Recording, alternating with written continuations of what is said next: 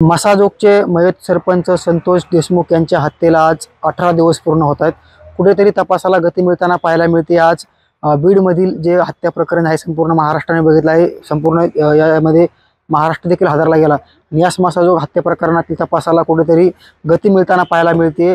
CID कडे हा तपास वर्ग करण्यात आला होता। CID चे अप्पर पोलीस महासंचालक जे आहेत ते प्रशांत बोराडे आज बीडमध्ये दाखल होत सुरुवातीला त्यांनी जे पोलीस अधीक्षक आहेत नवनीत कावंत यांची भेट घेऊन या घटनेचा संपूर्ण तपास जे आहे ते जाणून घेतलेला आहे। आज तेच अप्पर महासंचालक प्रशांत बोराडे आणि बीडचे पोलीस अधीक्षक नवनीत कावंत यांनी थेट केस गाठून सध्याला ते केसच्या शासकीय विश्रामगृहावरती आपण पाहू शकतो की जवळपास 20 ते 25 हून अधिक गाड्या ज्या आहेत ते पोलीस व्हॅन या ठिकाणी दाखल झालेल्या आपण पाहू शकतो। कशा पद्धतीने संपूर्ण हे केसचं शासकीय विश्रामगृह आहे। याच विश्रामगृहावरती CIDचे अप्पर पोलीस महासंचालक प्रशांत बोराडे असतील किंवा मग पोलीस अधीक्षक जे आहेत नवनीत कावंत हे असतील आणि संपूर्ण पोलिसांचा जो ताप आहे संपूर्ण दाखल झालेला आहे। पोलीस यंत्रणा जी आहे ते संपूर्ण दाखल झालेली आहे। या ठिकाणी आपण पाहू शकता की जवळपास 20 ते 25 गाड्यांचा ताप आहे आणि या ठिकाणी अप्पर पोलीस महासंचालक प्रशांत बोराडे केसच्या ज्या शासकीय विश्रामगृह आहे त्या विश्रामगृहावरती या ठिकाणी दाखल झाले।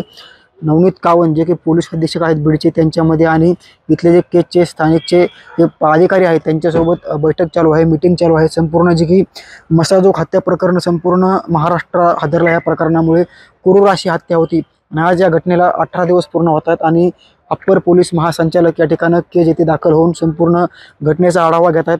एकंदरीतच पाहायला गेलं तर आपण पाहू शकता की या ठिकाणी संपूर्ण गाड्या जे व्हॅन आहेत आपण पाहू शकतो। या घटनेला संपूर्ण आज 12 दिवस उलटले त्यावेळेस या घटनेच्या तपासामध्ये वेग येईना किंवा हालचाली होईनात। ज्या दिवस घटनेला 15 दिवस झाले लोक म्हणू लागले की 15 दिवस झाले असताना देखील घटनेचा तपास होईना। आज 18 दिवस पूर्ण होत आहेत। मयत सरपंच संतोष देशमुख यांना जाऊन 18 दिवस पूर्ण होत असताना कुठेतरी तपासाला वेग आलेला आपल्याला पाहायला मिळते। याच घटनेच्या अनुषंगानं आणि समर्थनार्थ आणि एकंदरीत पाहायला गेलं तर जे वाल्मिक कराड आहेत त्यांना अटक करावी अशी देखील मागणी आता 28 तारखेच्या मोर्चाच्या माध्यमातून होणार आहे। मात्र त्याच्या अगोदर आता बीडमध्ये कुठेतरी संतोष देशमुख यांच्या तपासामध्ये गती येताना पाहायला मिळत आहे। दुसरीकडे पाहायला गेलं तर जे बीडचे तत्कालीन पोलीस अधीक्षक आहेत अविनाश बारगळ यांची बदली करण्यात आली होती। त्यांच्या जागी आता नवीन पोलीस अधीक्षक आहेत नवनीत कावंत यांना रुजू करण्यात आले। तेच नवनीत कावंत आणि CIDचे अप्पर पोलीस महासंचालक प्रशांतजी बोराडे आणि त्यांच्यामध्ये एक बैठक चालू आहे। स्थानिक केसचे जे अधिकारी आहेत पोलीस अधिकारी त्यांच्यामध्ये बैठक चालू आहे। नक्कीच पाहायला गेलं तर आता कुठेतरी या तपासामध्ये गती पाहायला मिळते किंवा वेग आलेला पाहायला मिळते। जवळपास 20 हून अधिक जे गाड्या आहेत ते केसच्या शासकीय विश्रामगृहामध्ये दाखल झाले। त्याच्यानंतर केस पोलीस ठाण्यामध्ये जाण्यात येणार आहे। त्याच पद्धतीने जे मसाजोग गाव आहे संतोष देशमुख यांचे कुटुंबीय आहे त्यांच्या कुटुंबियांची देखील अप्पर पोलीस महासंचालक प्रशांतजी बोराडे आहेत ते भेट घेणार। त्यांच्यासोबत नवनीत कावंत पोलीस अधीक्षक ते देखील असणार आहेत। एकंदरीतच दुसरीकडे पाहायला गेलं तर कुठेतरी या घटनेला आणि तपासाला कुठेतरी दिरंगाई आली होती। मात्र आता आजच्या या संपूर्ण घटनेवरून आणि या संपूर्ण स्टाफवरून असं दिसतंय की कुठेतरी मयत सरपंच संतोष देशमुख यांच्या तपासामध्ये वेग आलेला पाहायला मिळत आहे।